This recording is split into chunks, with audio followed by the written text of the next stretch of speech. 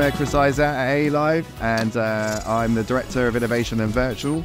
So I pretty much help run everything that we do with regards to graphics that use camera tracking, AR, virtual studios, that sort of stuff. My name's Scott Marlowe. I'm the Head of Productions for Virtual Projects at A Live. A Live is a global broadcasting solutions provider. We provide graphic services to all the major broadcasters around the world. We first came across Zero Density back in 2018, I think it was. We obviously came across Zero Density at IBC on the stands, doing these amazing demos with Unreal Engine as the basis of the engine, and it was just, the keying was great, it's just phenomenal, and everyone kind of clocked this is going to be a new way to really get into virtual studios and that sort of side of things. We then were working with BBC and .10 on BBC Sports football programming going into a virtual environment, because essentially they wanted to bring from big studio into a smaller studio space, and they wanted to make use of green screen to do that. First real foray was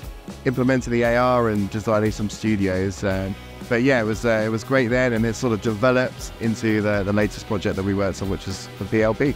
Zero Density have great technology. Their keying is the best on the market. That tied together with A Live's traditional strengths in design and graphic creation, and now moving into this virtual studios world, it's a really good match. The biggest advantage with regards to the BBC moving to a virtual studio, I would say, is probably the ability to present all these different types of shows and get them in and out very quickly with minimal hard set changes, but also it allows them to continue to develop what's going on throughout the season without the idea of going back to set fabricates and that side of things.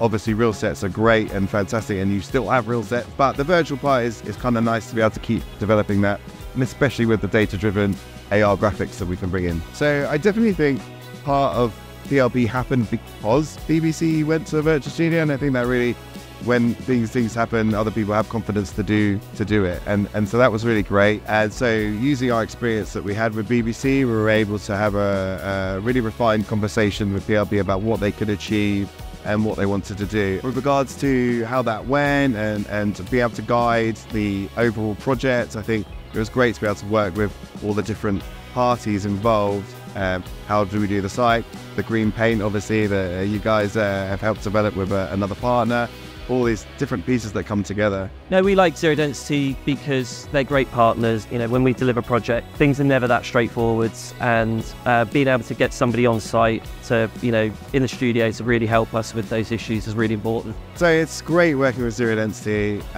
Obviously have a very, very well-seasoned technical staff that know all about TV production. So it's really important to be able to lean on that knowledge and expertise, and both from a remote support and on-site support perspective, it's been really great being able to do that. So it's really sped up our ability to get up and running with the Zero Density platforms and get on air. And I think making sure that you're very integrated to the point of getting on air and not sort of running away to the new project has been fantastic. So it's been really, really helpful.